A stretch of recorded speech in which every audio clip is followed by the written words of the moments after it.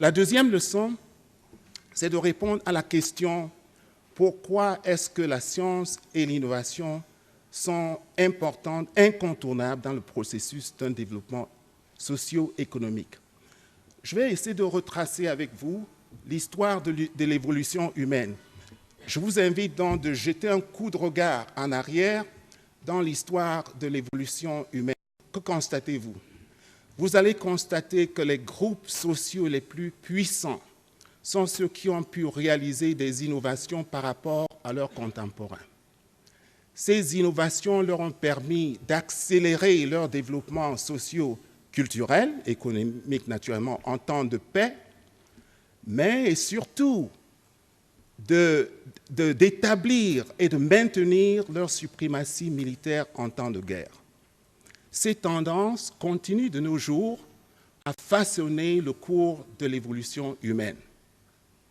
Si l'on regarde sur l'Afrique depuis le début de ce siècle, on constate, tel un vieux boxeur, mais vaillant, après 15 rounds de combat, un continent blessé qui continue à saigner de crise en crise, des crises de guerre, des crises sanitaires, des pénuries alimentaires et de l'eau qui deviennent de plus en plus fréquentes, tandis que la population du continent croît très rapidement, des courants migratoires qui traversent le continent de l'Est à l'Ouest, du Sud au Nord, et on a vu en 2008 une crise économique dont les répercussions continuent à affecter les économies africaines d'une façon très sévère.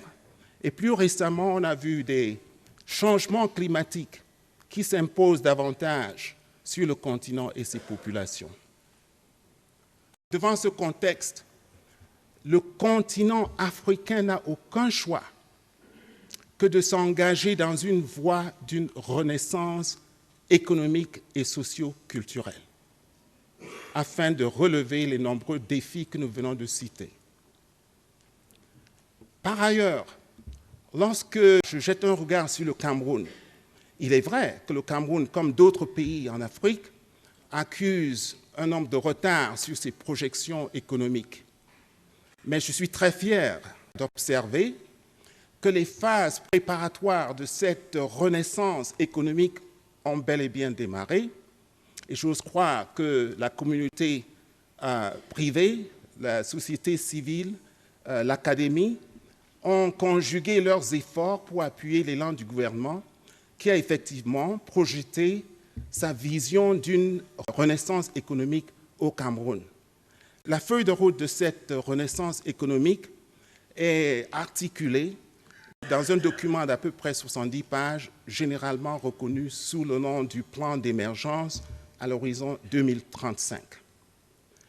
Les critiques de ce rapport diront que 2035, c'est un futur lointain.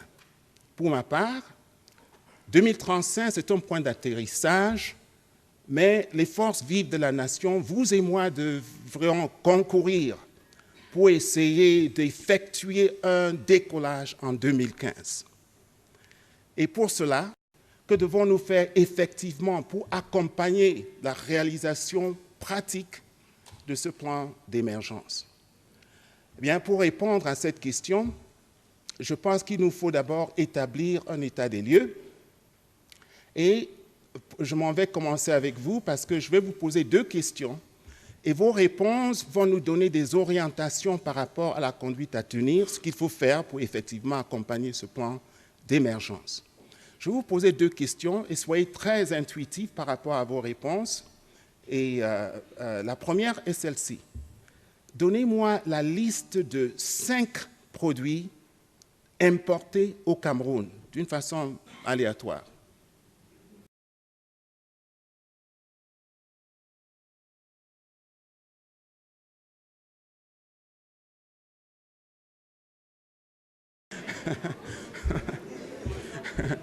OK, très bien, c'est fait. Alors, donnez-moi 5 produits. Maintenant, 5 produits d'exportation, oui. Le café, le cacao, le pétrole, voilà. Tout à fait. Alors, quand vous considérez ces deux listes, quand vous les comparez, que constatez-vous? Vous constatez d'une part que les produits importés au Cameroun sont faits par l'homme, mais les produits exportés du Cameroun sont donnés par Dieu. Cela veut dire